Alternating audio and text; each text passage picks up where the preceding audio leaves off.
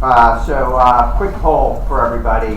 How many people here just feel really busy? Okay, I only see a few hands, but my guess is most people feel just ultra busy.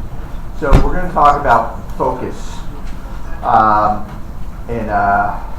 hopefully in a few minutes here. Hopefully we'll have plenty of time for questions, etc. as we go through it. I apologize here as I get these very high-tech notes that come in here. Essentially,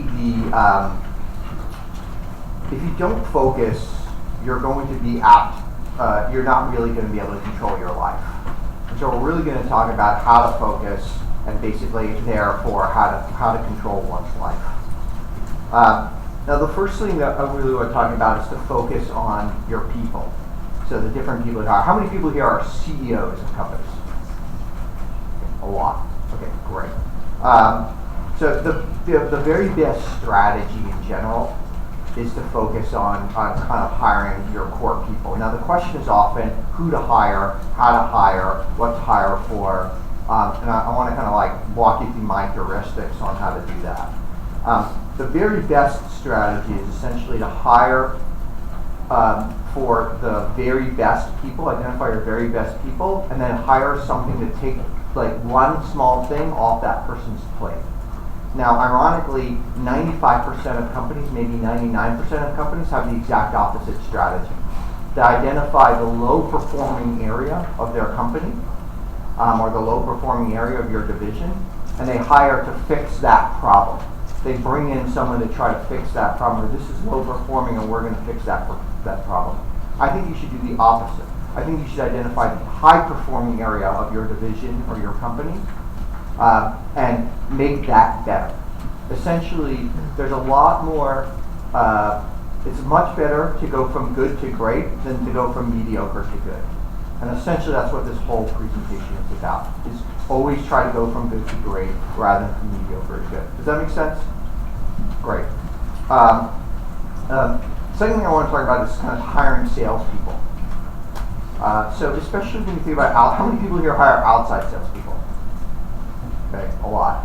Especially when you think about outside salespeople, I think there's kind of two types of salespeople to hire.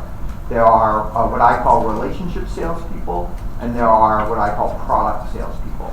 And so before you hire a salesperson, you really have to understand your own product to figure out the type of person that you want to hire. The relationship salesperson is incredibly good at developing relationships with people. This is a skill that they have beyond anyone else. They tend to be extroverts. They tend to be very good at building bonds with people. They tend to be very good at, they're the person probably buying drinks or doing all these other types of things, etc. As you can probably tell from my speaking pattern, I'm an introvert. And so the product salespeople are different. They tend to be very introverted. They tend to not like eye contact as much. They tend to not develop long-term relationships with the people that they're selling to. But they also are very successful in their own way. Relationship salespeople are extremely good when you're selling something where the relationship matters. And the relationship matters the most when you're selling something that's a commodity product. The closer what you're selling is a commodity product, the more important the relationship matters, because the relationship is actually the differential into what they're buying. If your product is very similar to many other people's products, you need a relationship salesperson. And so the classic salesperson you think of on whether you read about or on TV or whatever is often a relationship salesperson. So they're selling something. If you're selling to agencies, how many people here sell to agencies? If you sell to agencies, you need a relationship salesperson. Guaranteed. You are selling a commodity product, whether you think you are or not. You're selling a commodity product if you're selling to agencies. And I don't say that derisively. I was part of a company that we sold for $640 million, and we sold to agencies. So I'm not saying it derisively at all, but that's a relatively commodity product. You need very high relationship, high EQ people. We're selling a differentiated product that's very technical. You need a product person. And that person is a very different type of person. They're in there kind of showing why the product is better. They're going deep, and the relationship in the end is